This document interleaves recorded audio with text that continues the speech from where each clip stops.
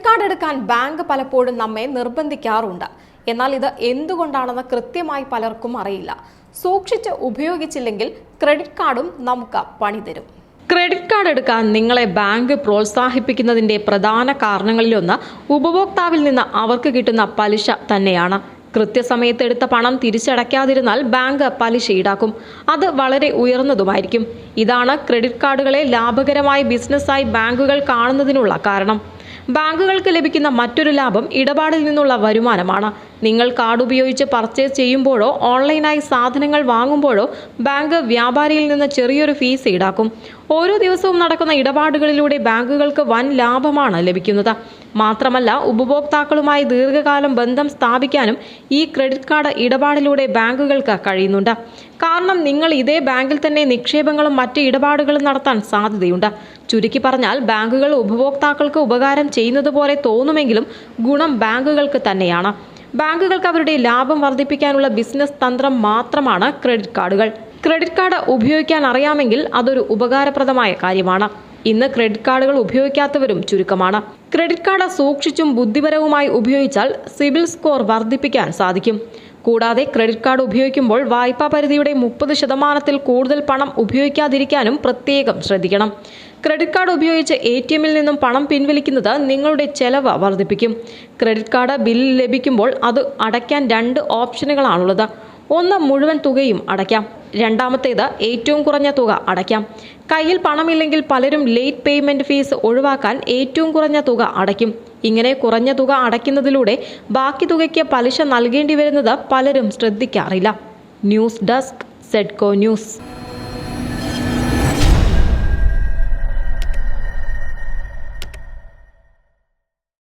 ഇന്ത്യയിലെത്തുന്ന വിദേശികൾക്ക് കടിഞ്ഞാണിടാൻ ഒരുങ്ങി കേന്ദ്ര സർക്കാർ.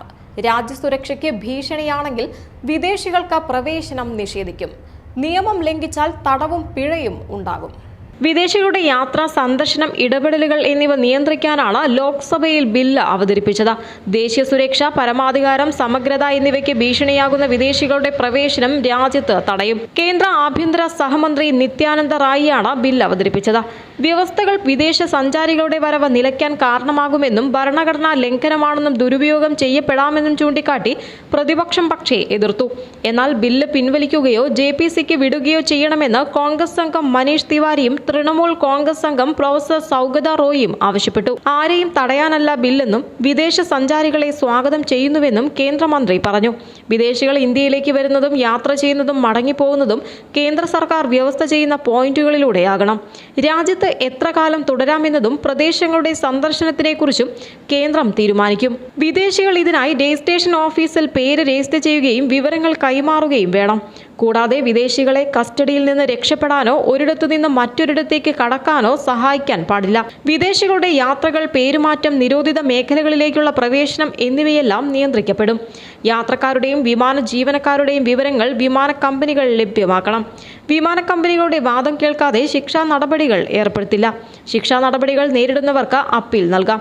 വ്യാജമായി നിർമ്മിച്ചതോ കളഞ്ഞുപോയതോ നശിച്ചതോ ആയ പാസ്പോർട്ടുകളോ യാത്രാരേഖകളോ പിടിച്ചെടുക്കാൻ ഇമിഗ്രേഷൻ ഓഫീസർക്ക് അധികാരമുണ്ടാകും.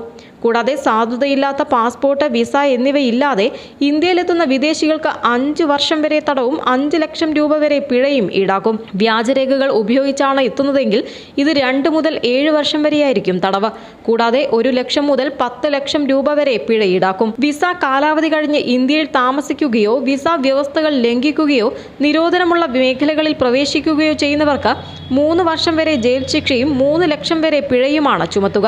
കൂടാതെ വ്യക്തമായ രേഖകളില്ലാത്ത വിദേശികളെ വാഹനങ്ങളിൽ കൊണ്ടുപോകുന്ന ട്രാവൽ ഓപ്പറേറ്റർമാർക്ക് 5 ലക്ഷം രൂപ വരെ പിഴ ഈടാക്കും. കൂടാതെ ആ വാഹനം കണ്ടുകെട്ടുകയും ചെയ്യും. News desk, സെഡ്കോ news.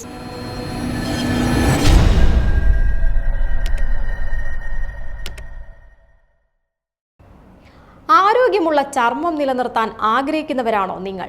എങ്കിൽ നിങ്ങൾക്ക് ഏറ്റവും ഉചിതമായ ഒന്നാണ് മുല്ലപ്പൂവ്. ആന്റി ഓക്സിഡന്റുകൾ ഏറെയുള്ളതിനാൽ ഇത് ചർമ്മത്തെ മൃദുലമാക്കാനും നിറം വർദ്ധിപ്പിക്കാനും സഹായിക്കും. അതെങ്ങനെയാണെന്ന് നോക്കാം. മുല്ലപ്പൂവിൽ അടങ്ങിയിരിക്കുന്ന ആന്റി ഓക്സിഡന്റുകൾ ചർമ്മത്തെ കേടുപാടുകളിൽ നിന്ന് സംരക്ഷിക്കാൻ സഹായിക്കുമെന്നാണ് മേഖലയിലെ വിദഗ്ധർ പറയുന്നത്. ഈ ആന്റി ഓക്സിഡന്റുകൾ ഫ്രീ റാഡിക്കലുകളെ ചെറുക്കുന്നു. കൂടാതെ ഇത് അകാല വാർദ്ധക്യത്തിൽ നിന്നും ചർമ്മത്തെ സംരക്ഷിക്കുകയും ചെയ്യുന്നു. നല്ലൊരു മോയ്സ്ചറൈസറായും മുല്ലപ്പൂവ് പ്രവർത്തിക്കുന്നുണ്ട്. അതുപോലെ തന്നെ മുല്ലപ്പൂവ് കൊണ്ടുള്ള ലോഷനും ശരീരത്തിനെ ചർമ്മ പ്രശ്നങ്ങളിൽ നിന്നും സംരക്ഷിക്കാൻ സഹായിക്കും. ആരോഗ്യമുള്ള ചർമ്മം നിലനിർത്തുന്നതിന് മുല്ലപ്പൂവിൽ അടങ്ങിയിരിക്കുന്ന ആന്റി ഓക്സിഡന്റുകൾ ഏറെ സഹായിക്കുന്നു. അവ ഹാനികരമായ ഫ്രീ റാഡിക്കലുകളെ നിർവീര്യമാക്കുകയും ഓക്സിഡേറ്റീവ് സമ്മർദ്ദം കുറയ്ക്കുകയും ചെയ്യും. അതുകൊണ്ട് തന്നെ മുല്ലപ്പൂവ് ഉപയോഗിക്കുന്നതിലൂടെ ചർമ്മത്തിലെ ചുളിവുകളും നേർത്ത വരകളും ഇല്ലാതാക്കാൻ സാധിക്കും. കൂടാതെ പിഗ്മെന്റേഷനും പാടുകളും കുറയ്ക്കുന്നതിലൂടെ ചർമ്മത്തിന്റെ നിറം വർദ്ധിപ്പിക്കാനും മുല്ലപ്പൂവ് സഹായിക്കുന്നു. നിങ്ങളുടെ ചർമ്മത്തിന് മികച്ചൊരു ടോണറായി പ്രവർത്തിക്കാനും മുല്ലപ്പൂവിന് സാധിക്കും. ഇതുവഴി ചർമ്മം മൃദുവാക്കാനും തിളക്കം നൽകാനും സഹായിക്കും. ഇതിനായി കുറച്ച് പൂവ് അല്പം വെള്ളത്തിൽ ഒരു രാത്രി മുഴുവൻ കുതിർത്ത് വെക്കുക. ശേഷം ഈ വെള്ളം അരിച്ചെടുത്ത് ഒരു സ്പ്രേ ബോട്ടിലിലേക്ക് മാറ്റാം. ഇത് ഒരാഴ്ചയോളം ഫ്രിഡ്ജിൽ സൂക്ഷിച്ച് ഉപയോഗിക്കാം. മാറ്റം നിങ്ങൾക്ക് തന്നെ കണ്ടറിയാം. കൂടാതെ മുല്ലപ്പൂവ് വെളിച്ചെണ്ണയിൽ ചേർത്ത് കുറച്ചുനേരം വെച്ചതിന് ശേഷം ഈ എണ്ണ ദേഹത്തും മുഖത്തും പുരട്ടുന്നതും ചർമ്മത്തിന് നല്ലതാണ്. ഇത് ചർമ്മകാന്തി വർദ്ധിപ്പിക്കാനും ചർമ്മം മൃദുവാക്കാനും സഹായിക്കും. എന്നാൽ മുല്ലപ്പൂ ഓയിൽ അടുപ്പിച്ച് ഉപയോഗിക്കരുത്. അങ്ങനെ ചെയ്യുന്നത് ചർമ്മം അമിതമായി ഓയിലിയാക്കുകയും ഇത് മുഖക്കുരുവിന് കാരണമാവുകയും ചെയ്യും. കൂടാതെ ഫേസ് പാക്ക് ആയിട്ടും മുല്ലപ്പൂ ഉപയോഗിക്കാം. News desk സെഡ്കോ news.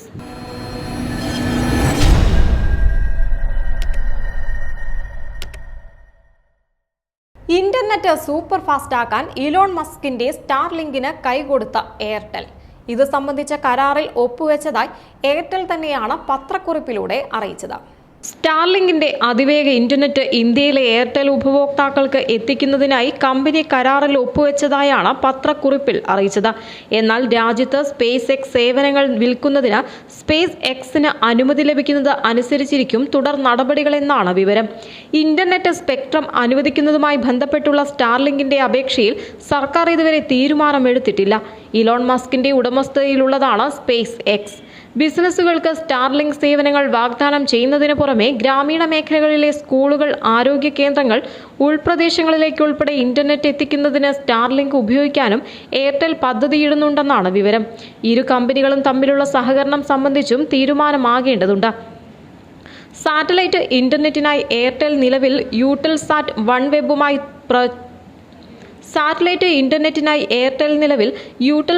വൺവെബുമായി ചേർന്ന് പ്രവർത്തിക്കുന്നുണ്ട്. സ്റ്റാർലിങ്കുമായുള്ള പങ്കാളിത്തം ഇന്റർനെറ്റ് എത്തിയിട്ടില്ലാത്ത ഉൾപ്രദേശങ്ങളിലേക്ക് ഉൾപ്പെടെ പ്രവർത്തനം വികസിപ്പിക്കാൻ എയർടെലിനെ സഹായിക്കുമെന്നാണ് കണക്കുകൂട്ടൽ. സുപ്രധാന നാഴികക്കല്ലെന്നാണ് കരാറിനെ ഭാരതി എയർടെൽ മാനേജിംഗ് ഡയറക്ടറും വൈസ് ചെയർമാനുമായ ഗോപാൽ വിറ്റൽ വിശേഷിപ്പിച്ചത്. സ്പേസ് എക്സുമായുള്ള ഈ സഹകരണം ഇന്ത്യയുടെ ഏറ്റവും വിദൂര ഭാഗങ്ങളിലേക്ക് പോലും ലോകോത്തര ഹൈസ്പീഡ് ബ്രോഡ്ബാൻഡ് എത്തിക്കാനുള്ള എയർടെലിന്റെ കഴിവ് വർദ്ധിപ്പിക്കുമെന്നും അദ്ദേഹം പ്രത്യാശ പ്രകടിപ്പിച്ചു. News desk സെഡ്കോ news.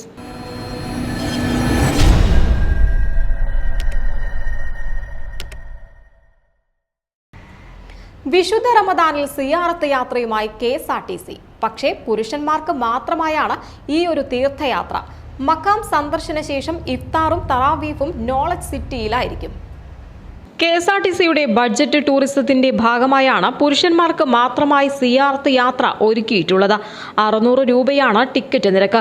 ഓമാനൂർ ഷുഹദ മക്കാം, ഷംസുൽ ഉലമ മക്കാം, വരക്കൽ മക്കാം, ഇടിയങ്ങര മക്കാം, പാറപ്പള്ളി CM മക്കാം, ഒടുങ്ങാക്കാട് മക്കാം, നോളജ് സിറ്റി എന്നിവിടങ്ങളിലേക്കാണ് തീർത്ഥാടന യാത്ര.